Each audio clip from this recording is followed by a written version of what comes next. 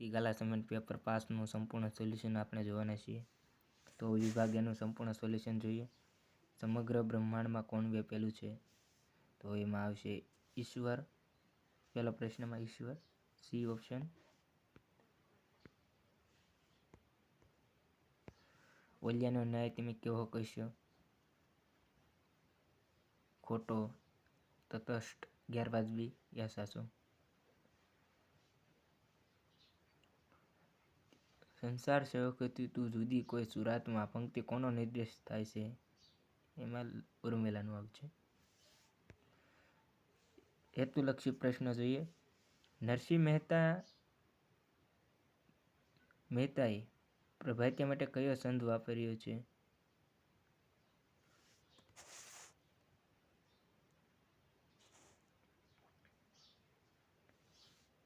તો તેમાં આવશે ઝૂલણા. ધના ભગતનું કયું કાવ્ય તમારા અભ્યાસક્રમમાં આવે છે? તો રામબાણ. જુઓ કવિ કોણ છે? પ્રશ્ન હેઠે ઉપર થઈ ગયા છે. કાવ્યના કવિ શ્યામ સાધુ છે. પછી જોઈએ એક વાક્યમાં ઉત્તર. ભીમક. 7મો પ્રશ્ન. ભીમક રાજાએ દેવોને ઓળખવા દમયંતીની શી યુક્તિ બતાવે છે? તો કે ભીમક રાજા દેવોને ઓળખવા દમયંતીને એ યુક્તિ બતાવે છે કે તેમની આંખો પલકારો નહીં કરે, તેમના વસ્ત્રો વિરજ એટલે કે સ્વચ્છ હશે અને તેઓ અંતરિક્ષમાં ઊભા હશે. 8મો પ્રશ્ન. દાદાએ પુત્રીને શી સલાહ આપી?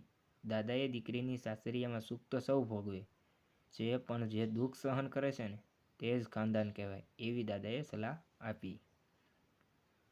9મો પ્રશ્ન. બા શા માટે એકલા પડી ગયા છે? તો બાના બાળકો વેકેશનમાં ઘરે નથી આવતા માટે એકલા પડી ગયા છે.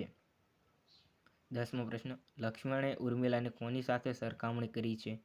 લક્ષ્મણે ઉર્મિલાની સરખામણી વિપત્તિરૂપી પ્રહારોને ઝૂલતી એક શૂરવીર યોદ્ધા સાથે કરી છે.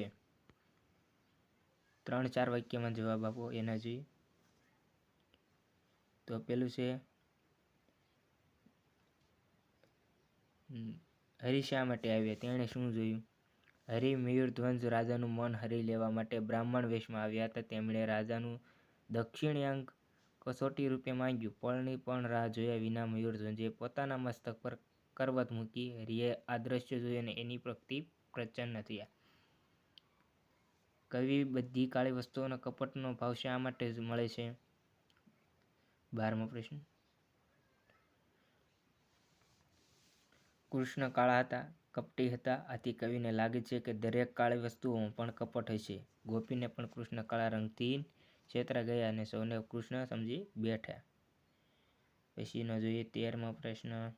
કવિ સબરીને કેમ સંભાળે છે? કવિ સબરીને સંભાળે છે કે કારણ કે વર્ષોથી શ્રીરામના દર્શન માટે ઝૂરતી સબરી રોજ બોર વીણી લાવતી તેને શાકથી, જેથી શ્રીરામને ભોજનમાં ધરાવવાનું એક પણ બોર ખાટું ન નીકળે. સબરીના વર્ષોની તપસ્યા ફળી. શ્રીરામ તેમની ઝૂંપડીએ પધાર્યા. તેના એઠા બોર આરોગ્યા. શ્રીરામના દર્શનથી સબરી ધન્ય થઈ ગઈ.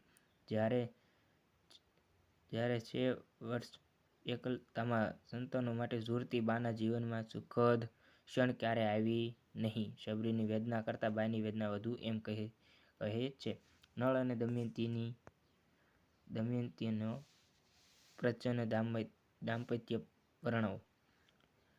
દમયંતી અને નળ રાજાના લગ્ન થયા. બંને સત્ય અને ટેકનું પાલન કરતા સુખમય જીવન વિતાવે છે. ચારેય વર્ણના કુળ ધર્મ પાલન કરે છે. પુત્ર અને પુત્રીનો જન્મ થતાં મધુર કિલકલાટથી તેમનું આંગણું શોભતું હતું. આમ આ પતિ પત્નીનું પ્રચ્છન્ન દાંપત્ય સહસ્ર વર્ષો સુધી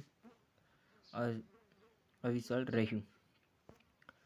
હવે જોઈએ સવિસ્તાર ઉત્તર લખો. એમાં લક્ષ્મણ અને ઉર્મિલાનું બહુમાન કેવી રીતે કરે છે? લક્ષ્મણ વનમાં જવા નીકળતા પહેલા ઉર્મિલાની સંમતિ લેવા જાય છે.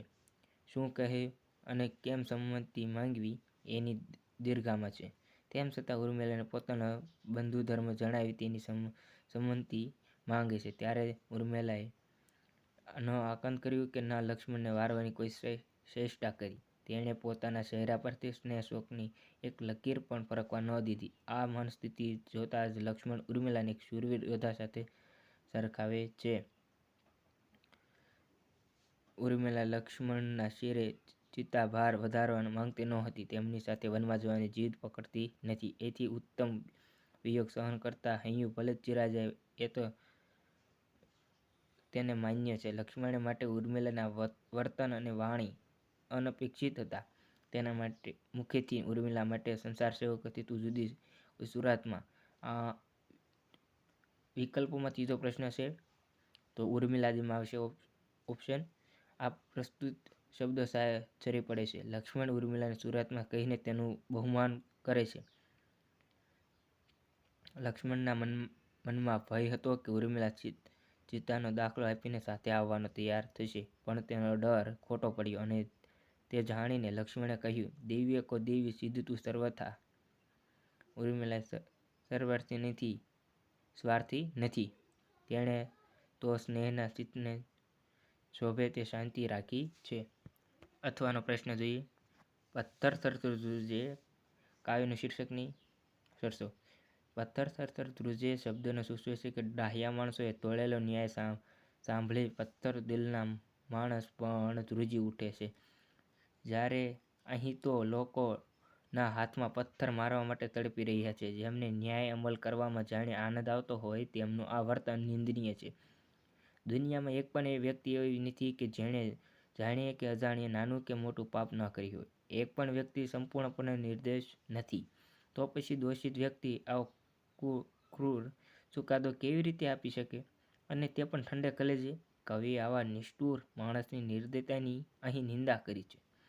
કવિએ કાવ્યના અંતે ઈસુ ખ્રિસ્ત વચન જેણે એક પણ પાપ ન કર્યું હોય તે પહેલો પથ્થર ફેંકે મૂકી જાણે કહેતા, ડાહ્યોને પોતાના કર્મો તરફ આયનો બતાવ્યો છે. આવો ક્રૂર ન્યાય નથી પણ માનવતા પર પ્રહાર છે. પથ્થર હૃદયના માણસનો પણ ધ્રુજાવી દે તેવો છે. આ દૃષ્ટિને પથ્થર થરથર ધ્રુજે શીર્ષક યથાર્થ છે. વિભાગ બીનું સોલ્યુશન વિભાગ ડીનું સોલ્યુશન ટેલિગ્રામ ચેનલ પર મળી રહેશે.